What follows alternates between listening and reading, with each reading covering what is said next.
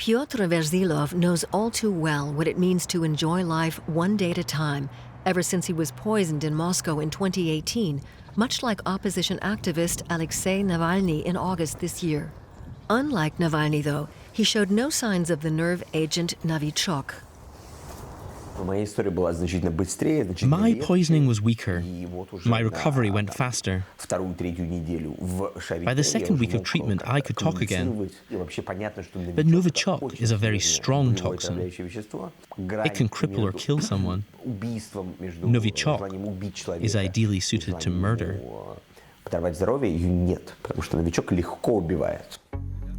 Like Navalny, Verzilov, a longtime spokesman of the punk band Pussy Riot, was treated in Berlin's Charité hospital. Based on the symptoms, doctors found the activist had probably been poisoned, though they could not identify a specific toxin, as they now have for Navalny. The use of Novichok carries the handwriting of the Russian president.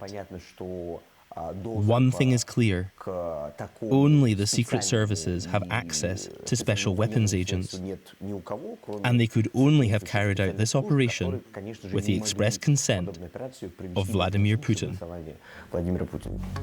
Dmitry Gudkov is certain it's meant as a warning shot to all well-known opposition activists. The liberals were not allowed to field candidates for the election to the Moscow City Duma. Human rights don't play any part in this country. Freedom and justice don't exist. Here, anyone who calls for a demonstration can be put behind bars for 30 days. Gudkov knows what he's talking about. He spent 36 days in prison. The mass protests came to a head when opposition candidates were barred from running in the election to the Moscow Duma. In 2019, independent local politician Yulia Galyamina was another well-known face at the mass protests in Moscow. We live in an authoritarian state, a dictatorship whose beginnings could be made out as soon as Vladimir Putin took office. Yulia Galyamina paid for her political activism with several prison terms, each a few weeks long. The last time, she was arrested alone in Moscow with just a poster while protesting against the detention of a reporter. Charges were brought for violations of the right of assembly, and she was sentenced to 5 years in prison. I'm not afraid, but this trial is making things hard for me. I'm not allowed to leave Moscow, for example. I'm not allowed to take part in any more protests. That restricts me quite a lot. When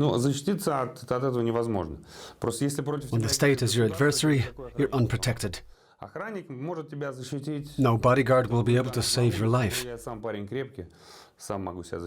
He might protect you from hooligans, but not from poisoning or murder. Even so, he has no intention of giving up. The poisoning of Alexei Navalny might weaken the Russian opposition, says Yulia Galyamina, but he was only its best-known face, not its only leader. This effect only works if the opposition's got just one single leader. But if you have several heads, it doesn't. They can't poison us all.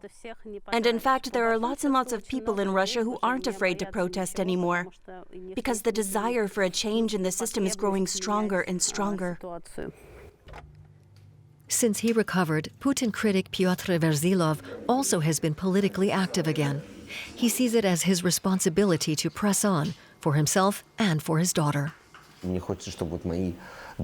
want my friends, my family, and my daughter to live in a magnificent country, without Putin and his treacherous system. I'm certain we'll achieve this goal. But in the meantime, Pyotr Verzilov won't let his daughter out on the street alone. Every morning, he brings her to school, personally.